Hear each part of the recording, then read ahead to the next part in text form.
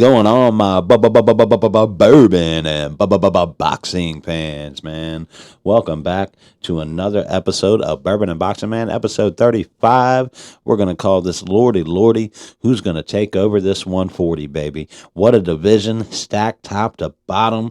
And we're going to get into all that and much more with the big fights coming up this weekend. I am your host. Yeah. And welcome once again as we kick off another episode for another amazing week of boxing, man. We got good boxing last week. We got amazing boxing this week, guys. Amazing boxing. Three main cards going on this weekend. We're going to have two on Saturday, one on Sunday. Sunday. Fun day. Get a boxing on that day, so that's always going to be nice.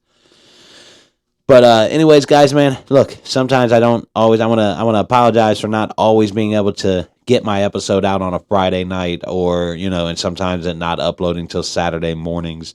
Things like that. I always try to get it to you before the fights and plenty of time for you guys to, sit down and whatever, get my view, which I'm sure really doesn't matter to a lot of people out there. But, like I said, this is a hobby for me, man. I don't really do this. This is not something I get paid for. It's just something I do as a hobby, to get downstairs, to give me an excuse to drink a little bit of bourbon and talk about something that I love, like boxing, maybe communicate, talk with other people, and things like that, man. But, like a week like this where I had a sick kid all week, I wasn't able to do my weekly recap till Wednesday on my podcast. Usually try to do that on Monday.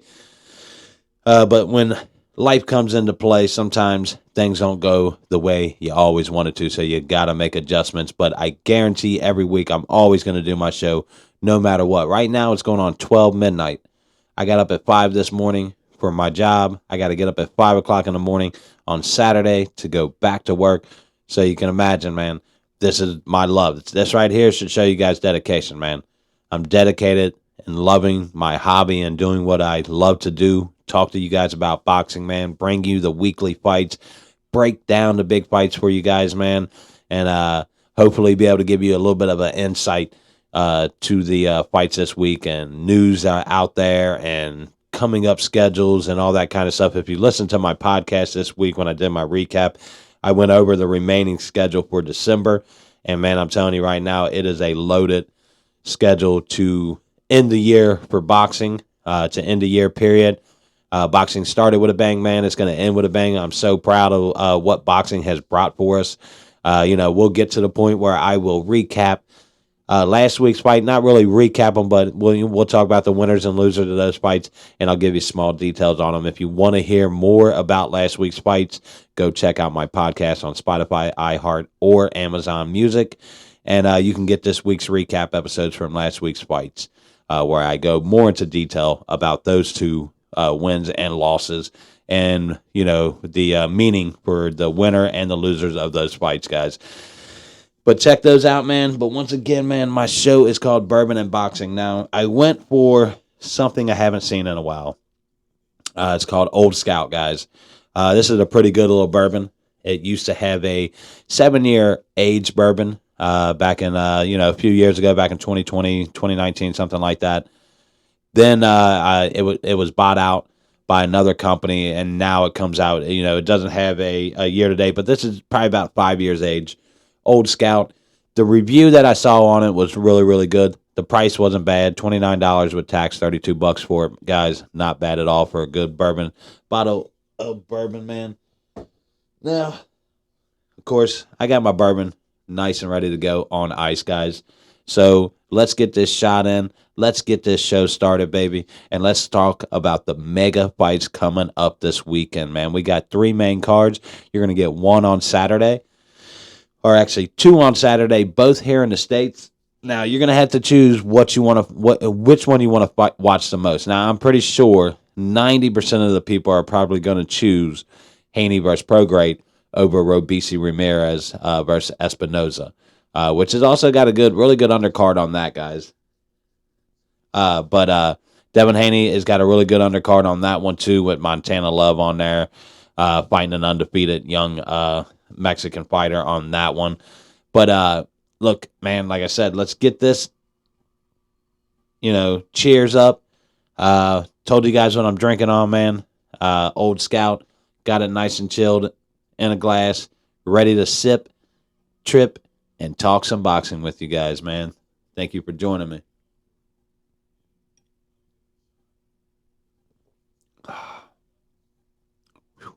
Man, that is not a bad taste, guys. Not a bad taste.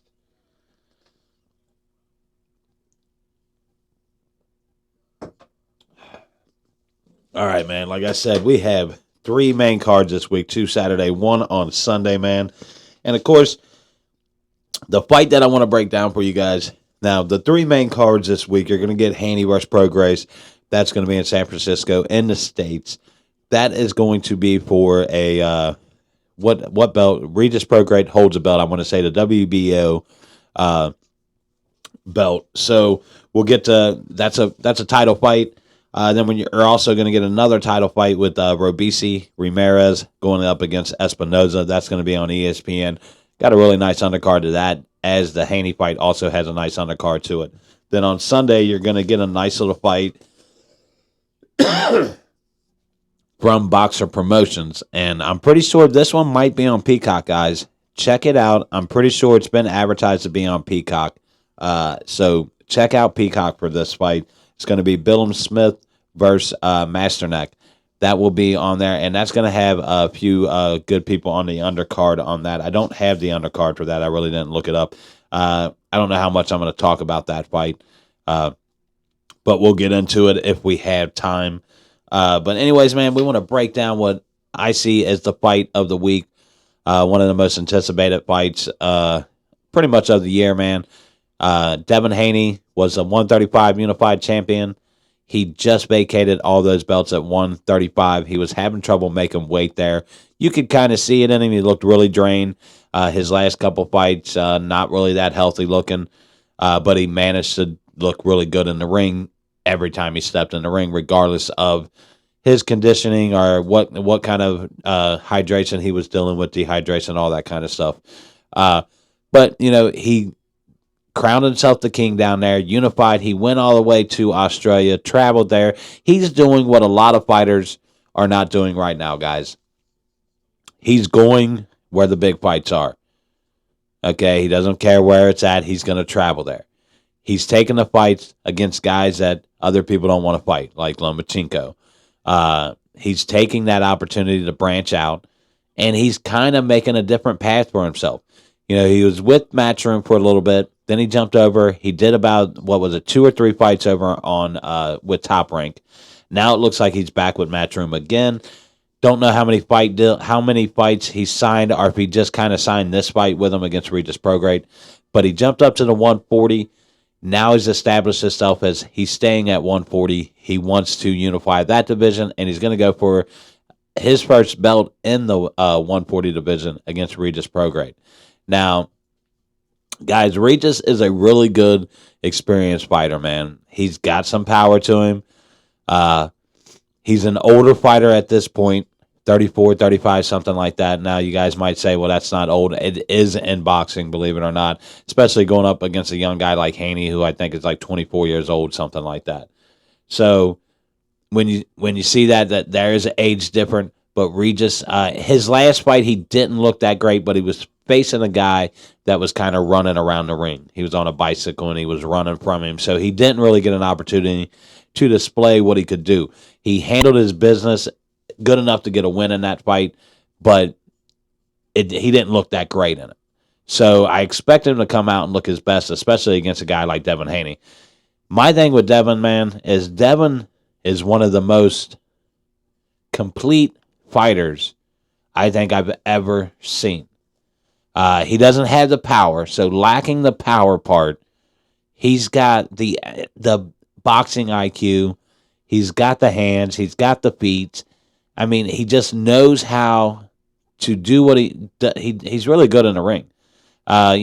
His strategy against Lomachenko going to the body was just absolute genius, him and his dad. He's got a great guy in his dad who lets him train under different trainers, man. So he's learned so many different things, and he's taken in, and you can tell he's a smart kid, man. He has taken in everything from everybody he's ever worked with, and you can see that in the ring, man. He's just 100% one of the most complete fighters I've seen with his defense and his offense. You're not going to get a lot of clean hits on him, and he's a good puncher as far as throwing good combination punches, being able to go to the head, the body, and just not going to one area. Keeps you on your toes, keeps you confused. The one thing I think you have to do with Haney, if I'm Regis Prograis, I want to make Haney fight off his back foot. He seems to like to get to the middle of the ring and make you fight it out with him. I think that's where Lomachenko went a little wrong with Devin Haney. He accepted that center of the ring challenge and just kind of banged it out with him. And even though it was a great fight, and some people say Loma won, I saw Devin winning that fight. I thought it was a great fight overall, but I think Loma going to the body the way Devin did is what won him that fight overall.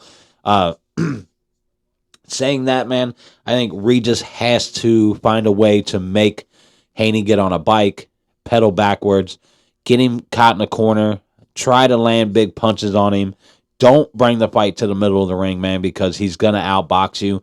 He's going to outmaneuver you. He's going to outsmart you. And I think if you're Regis, you got to apply pressure, man. You got to push on that fight. You got to push him. Make him try to land a counter on you, which you got to watch out for, because if anybody can definitely counter you and fight backwards, Devin Haney is that guy. I believe he could still fight backwards. But I think if you're Regis, you have to keep him going. You have to apply that pressure, or you move and make him chase you down, and then you try to land a counter. You can't let him settle in the middle of that ring to where he can just pick you apart. So if you're Regis, you have to do one or two things. You either have to apply the pressure to the point where you're so aggressive that you could end up getting caught and it could cost you, or that you're so aggressive that it doesn't allow Haney to get comfortable and he can't do and apply his technique like he normally would do.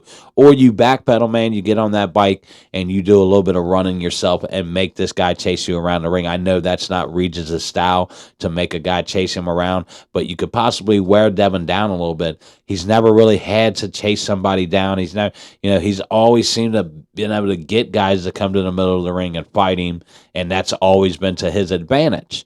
Now, if you're Regis, you got to see this and think to yourself, man, how can I get Devin on that bike to go backwards, or how can I get him to come at me? Get him out of the middle of the ring. Don't let him get comfortable.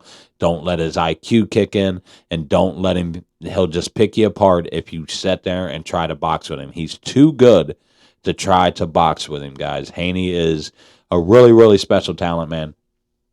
So in that type of situation, I think you're best to stay away from the middle of the ring if you're Regis Prograis. Now, if you're Haney, you get the fight to the middle of the ring, and like we saw Regis, and now Haney's never going to run.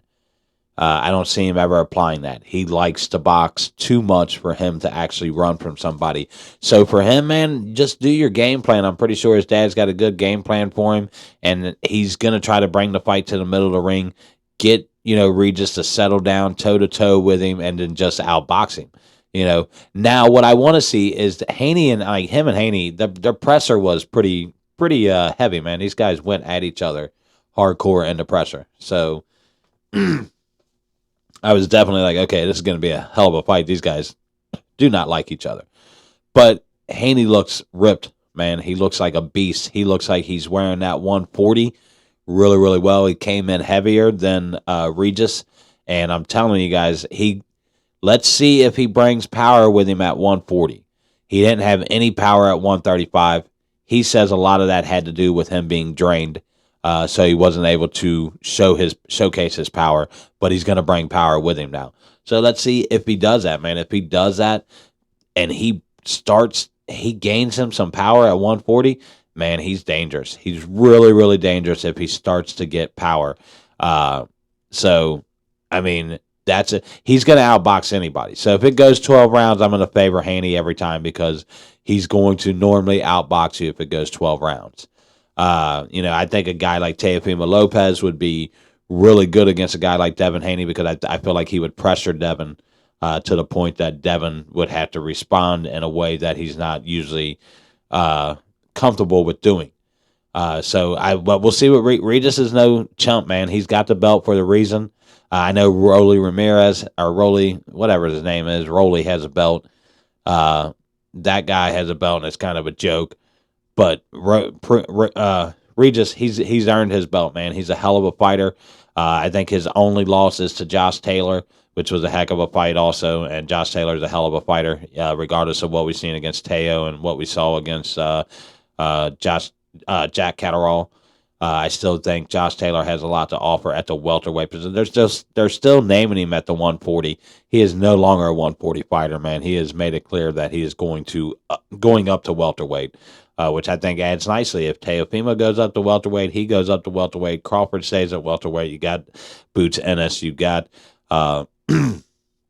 Mario Barros up there, who is an up and coming young man. You got Stayonis up there at 147, so that could turn out to be a really nice division up there. But Teo, I think, has got a lot of unfinished business at 135, and a lot of fights he can do down there against Subaru Mateus. He can also go up against Hitchens. He can go fight, Haney at some point. The winner of the Haney, this fight between Haney and Regis Prograis. And so there's a lot of options still for him at 140, and then a lot of options for him at 147, which he's allowed to exercise with his new super champ title that he has. Allows him to jump up with no consequences. He won't lose his belt.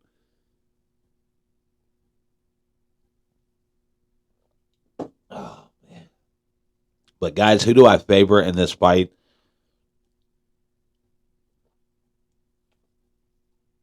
I'm going to favor Haney. I just think he's just a more all-around fighter, and I'm really, really interested to see if he brings power with him. But he will be tested. Don't get that wrong. And if there's anybody to test him, it's definitely Regis. So we will see if Haney can take a punch. Regis is going to land one at some point, and we're going to see how Haney takes that for the first time really in his career, because he's really not been – like, Loma's not a knockout artist. Kambosa wasn't a knockout artist. So he really hasn't fought a big, heavy puncher. This is by far the heaviest puncher he's fought in his career. So with that being said, we'll see how he can take a punch, what Regis can do. But I'm going to favor Haney in this one, guys. Like I said, if he just gets into the middle, executes the plan that his father and him always put into place, I think he can win the fight by a decision. I don't see him knocking him out. Like I said, I'm with the way he looks, very interested to see if he brings a little bit of power with him to 140. A knockout would do him really, really well. But also, Regis is a type of guy, I think he's smart enough to know that he has to execute a little bit different in this fight. He can't stand toe-to-toe with Haney.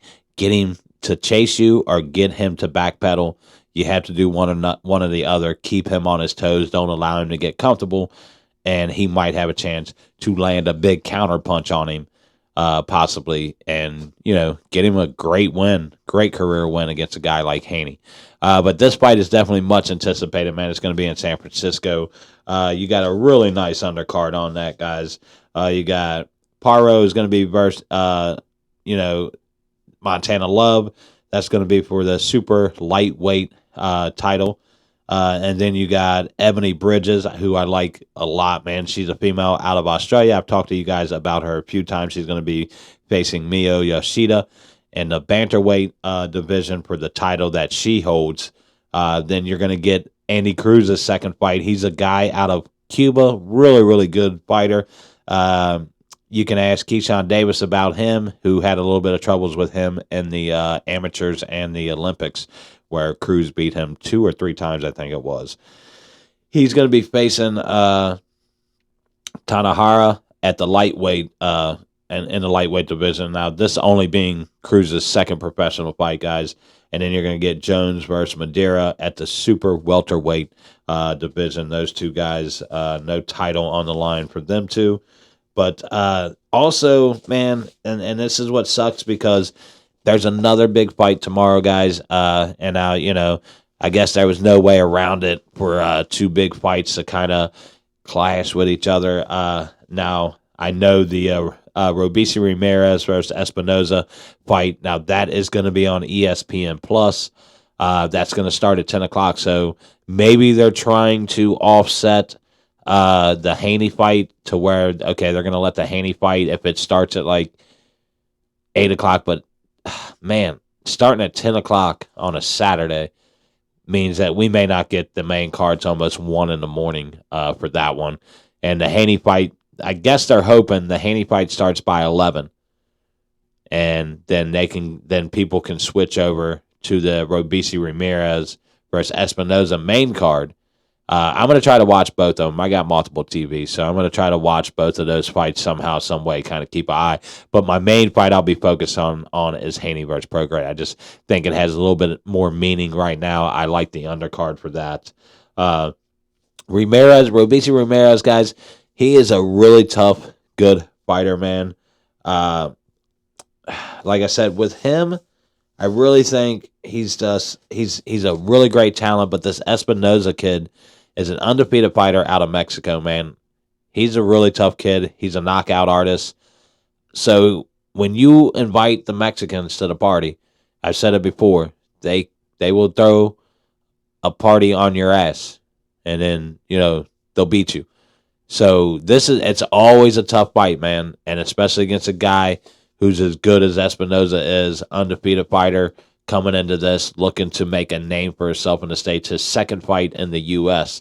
So it'll be his second fight and his opportunity to beat a guy like Robeisy Ramirez and get his name out there, to be in the talks, and, get his name out there in boxing. Once again, that's got a really good undercard on that. You're going to get Xander Zayas. He's going to be versus Fortes. For the super welterweight. And Xander, if you guys haven't watched Xander Zayas, this kid is like, what do you call that, boxing phenom. Started when he was really young. He's got like 17 championships that he's won all together, like, I guess, amateur titles and tournament titles and all that kind of stuff. He was the youngest fighter to ever sign with Top Rank. He's been absolutely unbelievable. Every time you watch him, you're just pretty impressed with the kid. I've seen a lot of growth on him, that's what I like to see. But we'll see if this is a step up and challenge for him against Fortes. I don't know much about him, but he said he's definitely going to challenge Zayas. I know he does have 3 or 4 losses on his belt, under his belt, Fortes does. But he's coming to fight, guys. And then you're also going to get Carrington, which is a really good fighter. I like this kid. He's going up against Sanchez for the featherweight and the featherweight division. I'm pretty sure that's a title fight also. You're also going to get Richard Torres, the heavyweight guy that they keep putting out there, versus Harper. Let's see if he gets challenged. He usually doesn't make it out of a few rounds. He's a really heavy puncher. Smaller heavyweight as far as his height, but he's kind of wide and, broad type guy. He's got heavy punches to him, so he's kind of trying to make a name for himself in the heavyweight division. Richard Torres is. Then you're going to have Tucker versus Verone in the super welterweight fight, and then Polanco versus Hunter in a super lightweight fight. That's the undercard for the Robeisy Ramirez fight, guys. And that one, guys, is going to be really, really good. Like I said, the Bill and Smith versus Master Next card, I didn't have an opportunity to get the undercard on that. I did see over the weekend. It looks like it's going to be a pretty good card overall. It's going to be a great fight to get on Sunday. Kick your feet up. Get a nice Sunday fight. I'm pretty sure that is going to be over across the pond, so we may end up getting that nice and early, guys, which would be, pretty fun. To get a boxing on Sunday, at least for me. I know most people, it's hard to do that in the States on a Sunday, man, if it's early and it's overseas, because you're competing against football. Even Sunday night, you're competing against Sunday night football, and here in the States, football pretty much rules everything. So it's kind of it's a gutsy move for a boxer to go ahead with that fight. And if they're showing it on Peacock, because you're competing against football, and that's never easy, guys. So, but we will see how that goes for me. I know I'll tune into it. I don't know what time my Raiders play, but we'll see. Go Raiders! The Raiders! Win, baby, win. That's what they say. Just win, baby, win. I'm sure that's what Billum Smith wants to do in that fight, man, as he has an opportunity to once again establish his name into boxing, man. Try to get a nice little win under his belt. But There is some boxing news. Now, we did get news about PBC is officially signed with Amazon Prime, guys. It is a done deal. Everything they were doing on Showtime, the pay-per-view fights have been signed. That will be part, regardless if you're a subscriber or not, you can still get those fights on pay-per-view. You don't have to subscribe to Prime to get the pay-per-view fights. They're also going to have pretty much like Showbox next gen, how Showbox had.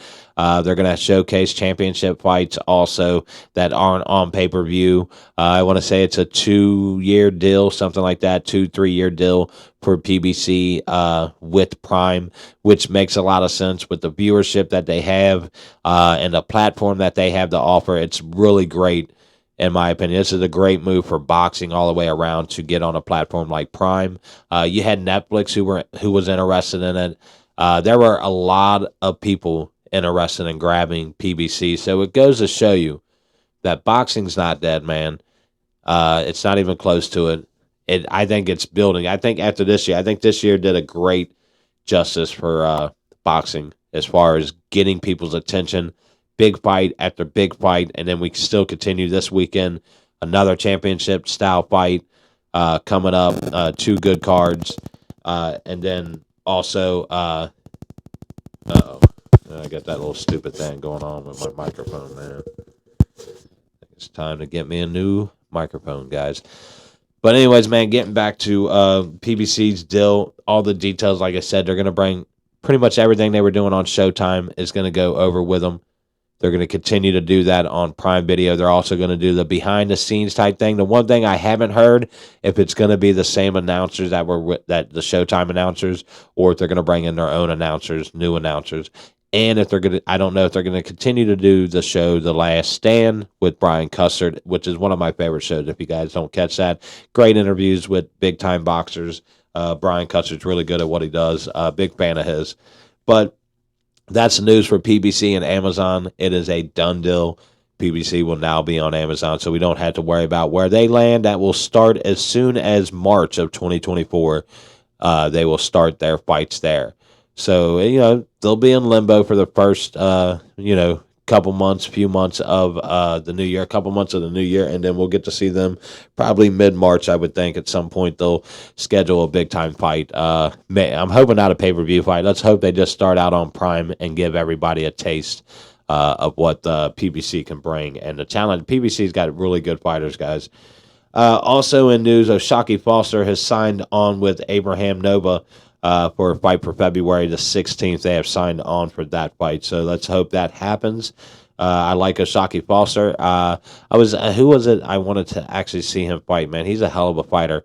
His last fight against Rocky Hernandez was just an amazing fight. That 11th round was just one of the best rounds, probably the round of the year. And that fight might have been my fight of the year. O'Shaquie Foster versus Rocky Hernandez may have been my fight of the year. In my opinion. And that's something else I'm going to do for you guys. A top 10 fights, fight of the year, fighter of the year. Those 3 things I'm going to eventually get to. Maybe I say that. But like I said, man, being a hobby, juggling my time is not always easy. But also, man, we got news that Keyshawn Davis, he's looking for a fight against Floyd Schofield, who we saw over the weekend on the Ryan Garcia card. Really super impressed with Floyd Schofield. Showcased a lot of talent. So him at that lightweight position, just another guy added to the lightweight 135. I would love to see a guy like Keyshawn Davis versus him. That would be a great fight. How that works with the 2 different platforms. Hopefully that's something new we see in 2024 is all the platforms working together a little bit more to bring us all the top fights, like Frank Martin. I think Frank's got to fight Shakur at some point. I think that has to happen at some point, guys. Also, man, last week, of course, like I said, I won't get too in detail to it. We saw Ryan Garcia knock out Oscar Duarte in the 8th round. Gave the boy the stanker leg. I think he doo-dooed on himself. He was not looking good in there, and he got knocked out as, who was it? The little crackhead dude on Friday. You got knocked up. Get out, man. But, yeah. No. That was Smokey. Smokey, what the hell? I watched Friday too much not to know that.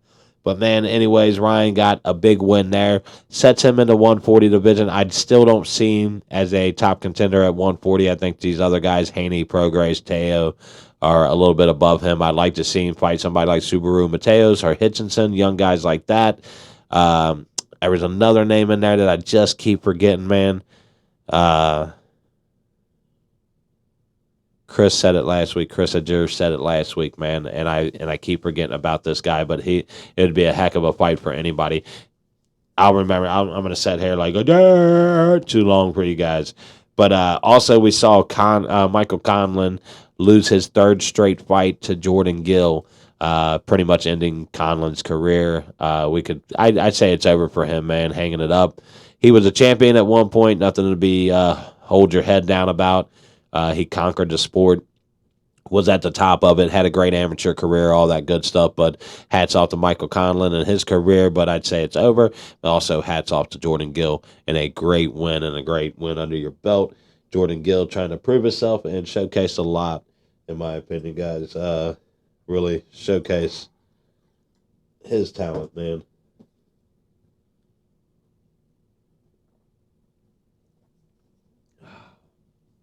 There we go. Chug it down, baby. Chug it down.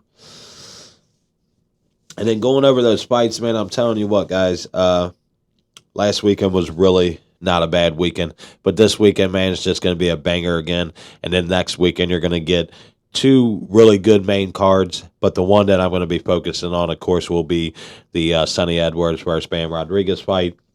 And, man, if you're not watching that one, shame on you, because that right there is my most anticipated fight of the year. I'm a huge Bam Rodriguez fan, and of course, I love watching Sonny Edwards fight. He's a great fighter also, so you're going to get the two top guys versus each other, and that's going to be a hell of a fight, guys, man. So don't miss out on it.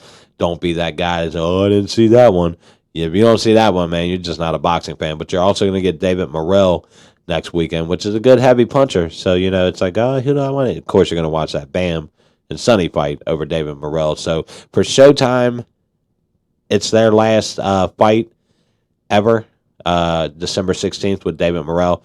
It kind of sucks because the Bam and Sonny card going on at the same time might just kill that for him, unless that is with Bam and Sonny. I don't know if that's here in the States or overseas. So depending on where that's at, could be showcased early in the day, or we could not get it, or we might not get it till later in the day, guys.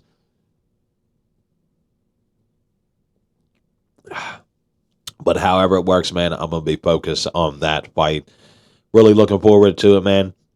Looking forward to the big fights tomorrow. Got me super hyped up, man. Ready for it. Can't say any more about it. Bam! That's the show, muchachas. I want to thank you for joining me on Bourbon and Boxing, and I am your host, El Jefery. My name is and this is episode 35. We're going to call this Lordy Lordy. Who's going to take over this 140? Baby, Devin Haney, is he going to put a stamp on the 140 and let everybody know the champ is here? Or is Regis going to take down the undefeated young hungry lion and Devin Haney, baby? Tune in on Saturday. Don't miss it. That one's going to be on the Zone. You can catch Robeisy Ramirez on ESPN Plus. Both of them have two incredibly great undercards on them. So if you got multiple TVs, have them both on, baby. Tune in to both of those fights because you don't want to miss the action that you're going to see. It's going to be great all the way around, man. But they're both here in the States, so they're going to cross over with each other. But I did see, like I said, one's going to start later at 10. I think Haney and all that starts around 7, 8 o'clock. Whoa. Just tune in, man. That's all I can say. It's another banger, baby. But once again, man, thank you guys for joining me for another episode, man. Subscribe to me on Facebook, YouTube. Follow me on Spotify, iHeart, and Amazon Prime, man. Tune in, listen to my podcast. I drop a couple podcasts through the week.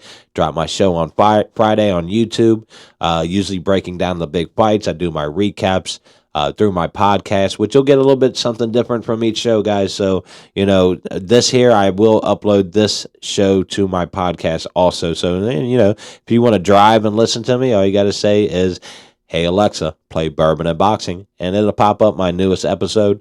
Or just jump over to Spotify and tune into Bourbon and Boxing, our iHeartRadio, Bourbon and Boxing, man, and I'll be on there also. And you can drive and listen to me. You can work in your house. You can work outside. You can just put your earplugs in to tune your kids out and listen to my show, man, however you want to do it. There's plenty of platforms to do it. But once again, thank you guys for joining me. Hit that like, subscribe, and follow, everybody. Thank you so much for another episode of Bourbon and Boxing, man. Toast.